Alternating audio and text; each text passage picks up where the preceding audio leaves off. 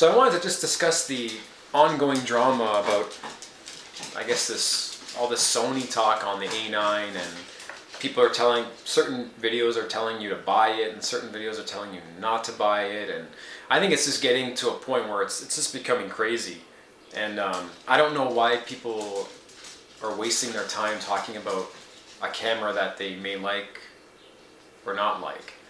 Especially on the dislike side. Putting out a lot of hate on the Sony A9 and saying, don't buy it, it's going to be a piece of junk and you're not going to like it, it's underwhelming, it doesn't deliver what it promises, and that's fine. And I get that some people are protecting, they want to protect people from spending their money and being disappointed.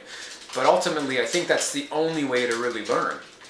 Just in my experience, I know what I like and what I don't like based on my experiences with the product. So if I need to go out and buy the A9 and I need to be disappointed with it, I think that's the best way to figure out if you're never going to buy that product again or that particular vendor again. Maybe you totally get off. You only really get to that point when you have personal experience with it. I mean, if I wanted the Sony A9 and I thought it was great and I went out and I spent the $4,500 US on it, and I brought it home and, I had issues with it, with, whatever it might be, locking up or overheating, whatever, and I was really pissed off about it, I'd be like, well, I'm going to return this piece of junk, and I'm never going to buy a Sony camera again.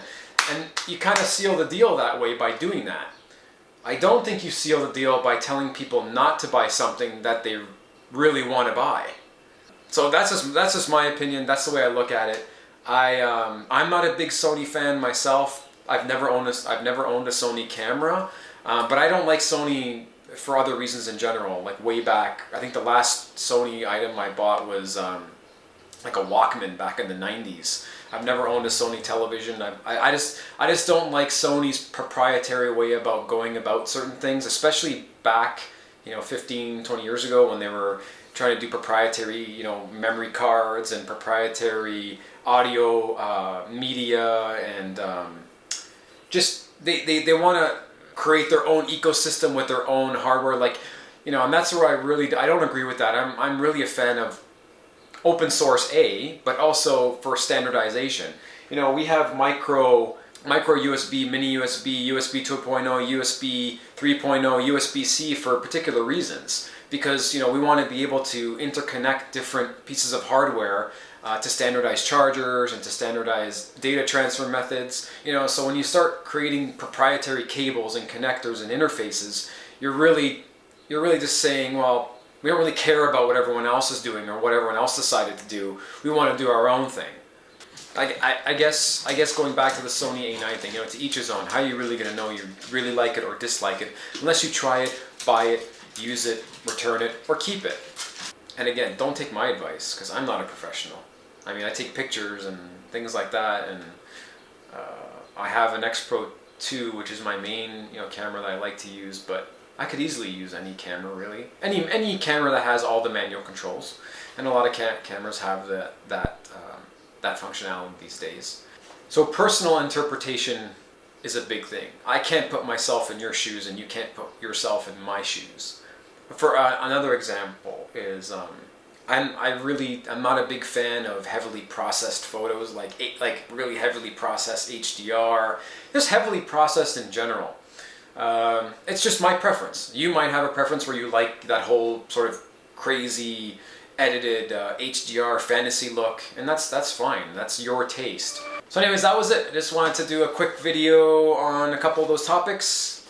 I'm not a professional, so take this video for what it is. It's just my opinion from an enthusiast, sort of from the outside looking in. And there's always something I was wondering. I was wondering how many actual professional photographers watch these YouTube videos. I always thought about that. I always thought, well, how many pros actually watch this stuff? I guess what's the definition of a professional? And I'm like, okay, well, professional is a person that gets paid for their work. So that's one way to look at a professional. But I think there's also different verticals on what's professional these days. Because I think the young professionals, the professionals that have been in the business for a long time, let's say 10, 20, 30 years or whatever. I think it'll be, you know, the young professionals for sure, because they might be more inclined to watch a lot of the gear videos and get involved in the whole brand camp. Like, you know, I'm a Sony guy, I'm a Nikon guy, I'm a Canon guy. So I think a lot of the more younger professionals might be in that category. I'm not 100% sure. I'm not saying that's fact. I'm just saying that's my thought. I wonder how many older professionals actually watch a lot of these YouTube photography channels, because I don't know if you've been in the business, you know, for that long. I wonder, you know, what kind of value some of these channels give you.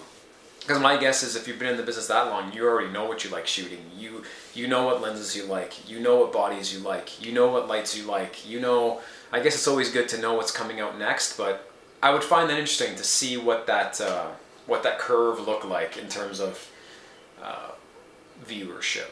I'm not a pro, so it doesn't really matter. Don't take my advice.